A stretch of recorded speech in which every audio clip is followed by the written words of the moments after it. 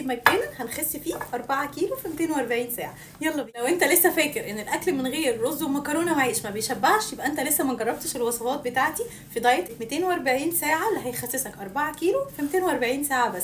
يلا هتكمل معايا التحدي ولا لا؟ وفي ثالث يوم في التحدي اتبعت سنة الرسول وأتبعها بستة من شوال. الصيام هو أفضل طريقة هتساعدنا جدا في التحدي. بدأت اليوم بالتمر والمكسرات وما نسيتش المشروب الأخضر، هيساعدني جدا في نزول كل المية المتخزنة في جسمي. ودخلت للصلاة وقرأت القرآن لمدة ساعة. الساعة 7 أخدت وجبة الفطار اللذيذة جدا بتاعتي، كانت مليانة مصدر للنشويات في الكينوا، شبعني جدا. وأخدت معاها فراخ مشوية زي اللي حضرناها في أول يوم في التحدي. وما نسيتش أضيف كمان للكينوا مكسرات لأنها مصدر للدهون الصحية أنا محتاجاه جدا الفترة دي. وضفت كمان طبق سلطة، وما نسيتش اضيف عليه التين اللي احنا حضرناه من اول رمضان وسبناه لحد دلوقتي عشان نستخدمه في كل السلطات.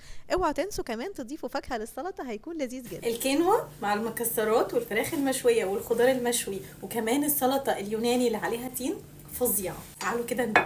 بسم الله. الوجبة دي بتشبعني جدا، وكمان طعمها بيكون لذيذ، اقرب جدا لكل اكل المطاعم اللي احنا كلنا بنحبه. بعدها بساعتين خدت تمارين مقاومة لمدة 35 دقيقة، والساعة 12 خدت وجبة السحور بتاعتي وما كنتش جعانة خالص. اخدت زبادي يوناني ومعاها تمر، وما نسيتش طبعا دق المدينة، رجعتني لايام الحرم. قولوا لي بقى، هتكملوا التحدي ولا فاكرين لسه ان السلطات والاكل من غير عيش ما بيشبعش؟ يلا بينا نكمل التحدي 240 ساعه.